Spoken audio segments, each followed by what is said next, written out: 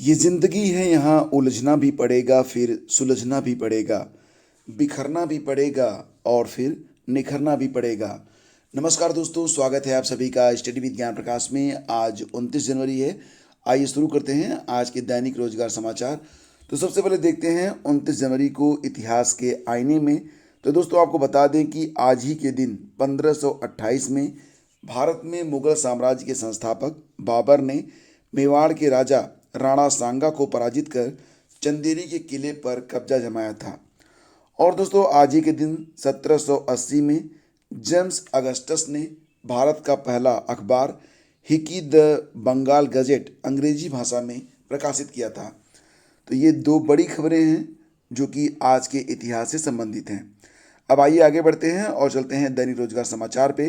तो दोस्तों उत्तर प्रदेश शिक्षक पात्रता परीक्षा की उत्तरमाला जो जारी हुई है, अब इसमें वर्ष 2017 की यूपी-टीटी से भी प्रश्न पूछे गए प्रश्न हैं और उनमें से 3 प्रश्नों में से एक को सही बताया गया है, जिसमें हाई कोर्ट ने अभ्यर्थियों से सहमत होकर 2 उत्तरों को सही मानकर समान अंक देने के आदेश दिए थे।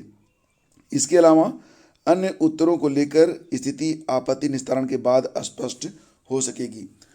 उत्तरमाला पर अभ्यर्थियों ने ऑनलाइन आपत्ति 1 फरवरी तक मांगी गई है और वर्ष 2017 की यूपीटीटी में 14 प्रश्नों पर पीएनपी की उत्तरमाला से असहमत होकर अभ्यर्थियों ने हाई कोर्ट में याचिका लगाई थी।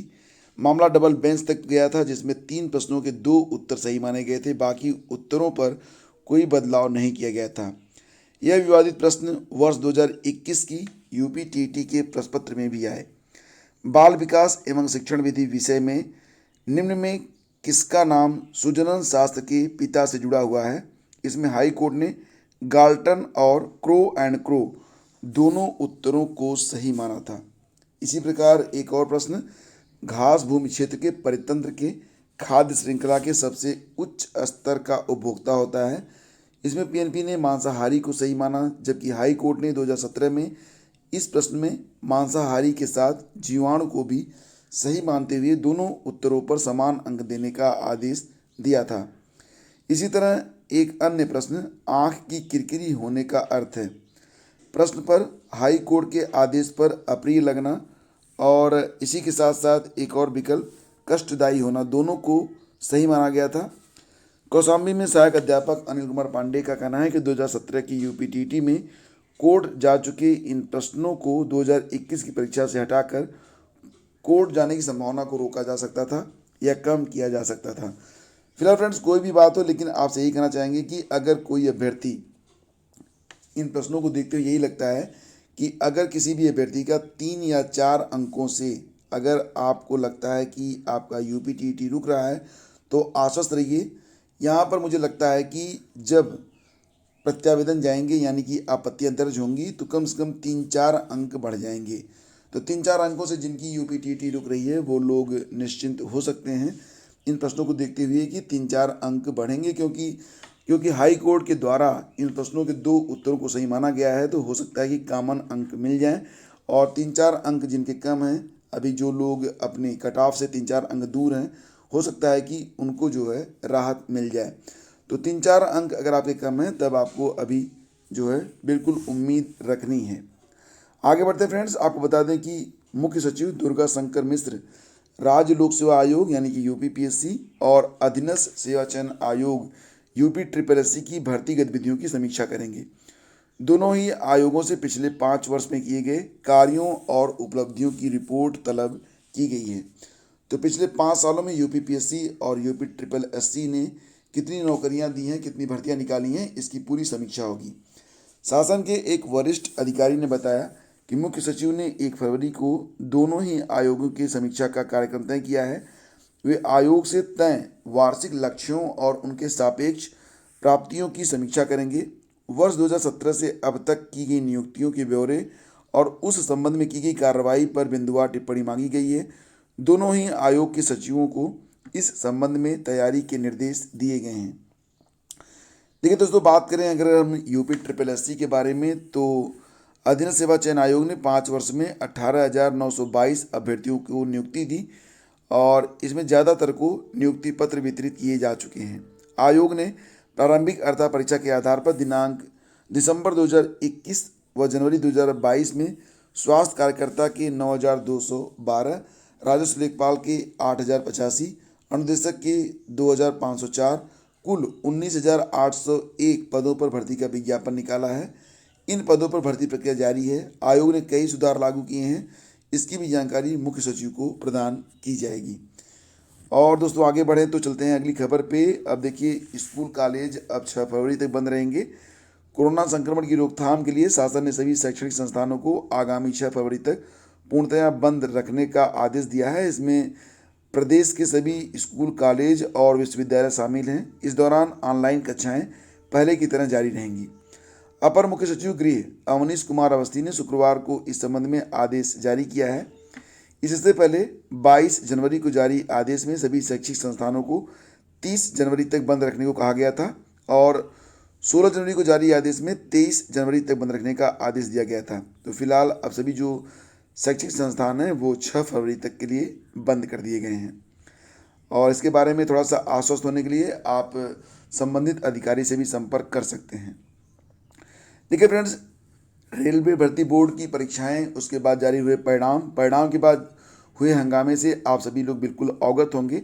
और हंगामे के बाद रेलवे भर्ती बोर्ड ने परीक्षाओं को स्थगित कर दिया था और अभ्यर्थियों की आपत्तियों के निस्तारण के लिए ऑनलाइन के साथ साथ कैंप लगाकर उनकी जो शिकायतें थी उसको सुनने का फैसला किया था। इलाहाबाद में भी इसके लिए, यानी कि वर्तमान प्रयागराज में भी इसके लिए कैंप लगाए गए थे। कोरल क्लब में आरआरबी की एनटीपीसी परीक्षा में अभ्यर्थियों की आशंका और सुझाव के लिए कैंप लगाया गया, लेकिन यहाँ पर 6 घंटे में सिर्फ 3 अभ्यर्थी पहुँचे। तो रेलवे भर्ती बोर्ड के नॉन टेक्निकल पॉपुलर कैटेगरी परीक्षा में गड़बड़ी को लेकर छात्रों ने युवा पंचायत का ऐलान किया था। तो प्रयाग रेलवे स्टेशन पर हजारों छात्रों की भीड़ जमा हो गई थी। बढ़ते बवाल पर आरआरबी और रेलवे अफसरों ने शुक्रवार को शिकायतों को सुनने, फीडबैक लेने के लिए कोरल क्लब में कैंप लगाया। परीक्षा में गड़बड़ी कहाँ, विरोधाभास क्यों, इसकी जानकारी देने के लिए सुबह 11 बजे से शाम 5 बजे तक महज 3 अभ्यर्थी ही कैंप पहुँचे। 20 अफसरों और कर्मचारियों की टीम 5 कंप्यूटर और दस्तावेज लेकर सुबह से शाम तक अभ्यर्थियों को निहारती और इंतजार करती रही। दोपहर करीब 12:45 बजे पहले अभ्यर्थी जगतपुर के रहने वाले योगेश यादव ने कदम रखा। आरआरबी अधिकारी सुनील गुप्ता ने उन्हें शिकायत दर्ज करने के तरीके बताए, प्रार्थना पत्र लिखवाया, कंप्यूटर पर ई फाइलिंग फीड कर उन्हें भरोसा दिलाया गया कि आपकी आपत्ति को हाई लेवल कमेटी के संज्ञान में लाया जाएगा। तब तक कैंप में पहुंचे पहले अभ्यर्थी ने सामने बैठ अपनी शिकायत दर्ज कराई। तब तक आरआरबी प्रयागराज की वेबसाइट पर सक्रिय गूगल लिंक के जरिए सुबह 10:52 यानी कि लगभग 11 बजे तक 864 अभ्यर्थियों ने अपनी शिकायत दर्ज करा दी थी। इसी प्रकार आरआरबी के ईमेल पर 11 बजे तक ही 106 लोगों ने अपनी शिकायत और सुझाव दर्ज कराए थे। देश भर में छात्रों के भारी बवाल और रेलवे की किरकिरी को देखते हुए आरआरबी और प्रयागराज मंडल रेलवे के अधिकारी सुबह 10 बजे ही कंप्यूटर सिस्टम, रजिस्टर समेत अन्य दस्तावेज लेकर कोरल क्लब में बैठ गए थे। छात्रों की भारी भीड़ यहाँ पहुँचेगी, इसी उम्मीद में सुरक्षा के इंतजाम भी खूब थे। गेट पर ही करेली थाने की जीप खड़ी कर दी गई थी। सुबह से मीडिया वालों का भी जमावड़ा था। उत्तर मध्य रेलवे के सीपीआरओ डॉक्टर शिवम शर्मा भी अपनी टीम लेकर मौजूद थे। तैयारी पूरी थी, लेकिन छात्रों ने उतना उत्साह कैंप में आने को लेकर नहीं दिखाया। रेलवे प्रयागराज डिवीज़न की ओर से 2 मोबाइल नंबर भी जारी किए गए थे। सुबह से दोपहर तक कुछ छात्रों ने ऑनलाइन शिकायत करने के तरीके, ई फाइलिंग लिंक को लेकर जानकारी ली। कैंप शाम 5 बजे तक चला। इसके बाद आरआरबी और रेलवे अधिकारियों ने आंकड़े को जारी कर दिया। शाम तक प्रयागराज में लगे कैंप में महज 3 छात्रों ने पहुंचकर शिकायत दर्ज कराई। वेबसाइट पर गूगल लिंक के माध्यम से 910 अभ्यर्थियों ने अपनी शिकायत और फीडबैक दिए, जबकि ईमेल के जरिए 156 लोगों ने अपनी शिकायत को दर्ज कराया है। वेबसाइट और ईमेल से आए शिकायतों के आंकड़े प्रयागराज के अलावा आगरा और झांसी डिवीज़न के भी हैं। तीनों डिवीज़न के लिए आरआरबी ने लिंक जारी किए थे। उत्तर मध्य रेलवे के सीपीआरओ डॉक्टर शिवम शर्मा के मुताबिक पहले दिन हर जगह छात्रों ने ऑनलाइन ही अपनी बात रखी। कैंप 16 फरवरी तक चलेगा। तो देखते हैं कि आगे कितने छात्र आते हैं।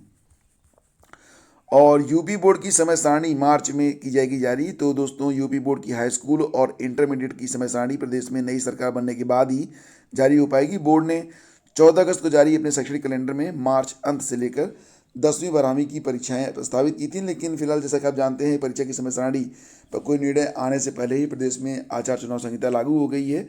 10 मार्च को मतगणना के बाद एक सप्ताह में सरकार के गठन की उम्मीद है। उसके बाद ही मार्च के तीसरे सप्ताह में समय सारणी पर अप्रूवल लग पाएगा। तो यहाँ पर देखिए हो सकता है कि जो परीक्षा है ये अप्रैल मई में हो, क्योंकि अब जो समय सारणी है वही मार्च के अंत तक आने की उम्मीद है। और इसी क्रम में अगर आगे बढ़ें तो देखिए खबर ये भी है कि यूपी बोर्ड की हाई स्कूल और इंटरमीडिएट परीक्षा 2022 की तैयारियां कोरोना और विधानसभा चुनाव के कारण पिछड़ रही हैं। केंद्र निर्धारित नीति के अनुसार सभी जिलों से केंद्रों का निर्धारण होने के बाद 25 जनवरी तक बोर्ड की वेबसाइट पर अपलोड की जानी थी, लेकिन समय सीमा बीतने के 3 दिन बाद भी तकरीबन आधे जिलों की सूची अपलोड नहीं हो सकी है। और ये स्थिति तब है जब केंद्र निर्धारण के लिए पूर्व जारी समय सीमा पहले ही 15 दिन बढ़ाई जा चुकी है। यदि किसी केंद्र को लेकर छात्र, अभिभावक, प्रधानाध्यापक या प्रबंधक को कोई आपत्ति है तो वो 2 फरवरी तक upmsp.examcenter@gmail.com पर अपनी आपत्ति को भेज सकते हैं। और अंतिम सूची वेबसाइट पर अपलोड करने की लास्ट डेट 10 फरवरी लगाई गई है। तो इलाहाबाद विश्वविद्यालय 2 फरवरी को पूरी क्षमता के साथ खुल जाएगा। हालांकि कक्षाएं ऑनलाइन मोड में ही संचालित होंगी। रजिस्ट्रार प्रोफेसर NK शुक्ल की ओर से शुक्रवार को नोटिफिकेशन जारी कर दिया गया है। 1 फरवरी को मौनी अमावस्या के चलते विश्वविद्यालय और कॉलेज बंद रहेंगे। 2 फरवरी से सभी कार्यालय खुलेंगे अपनी पूरी क्षमता के साथ, और सभी शिक्षक जो हैं वो ऑनलाइन क्लासेस भी लेंगे, यानी कि छात्र नहीं आएंगे लेकिन पूरा जो यूनिवर्सिटी कैंपस है, सभी डिपार्टमेंट हैं, वो सारे के सारे डिपार्टमेंट काम करेंगे। तो फ्रेंड्स, जिनकी अभी डिग्रियां वगैरह रुकी हुई हैं वो लोग 2 तारीख के बाद जाकर आराम से अपनी डिग्री वगैरह निकलवा सकेंगे। तो ये थी आज की पूरी अपडेट। वीडियो पसंद आया तो प्लीज़ लाइक और शेयर जरूर किया करें। और देखिए फ्रेंड्स, वीडियो के डिस्क्रिप्शन में आपके लिए 2 चैनलों के लिंक दिए गए हैं, जिसको एक बार चेक कर लीजिएगा। एक मोटिवेशनल चैनल है और एक आप कुछ अर्थोपार्जन कर सकें इसके लिए एक सरकारी सुविधा हेल्प नामक एक चैनल बनाया गया है, तो उसको भी आप लोग सब्सक्राइब कर लीजिएगा। बहुत बहुत धन्यवाद। Thank you so much. Have a great day. जय हिंद।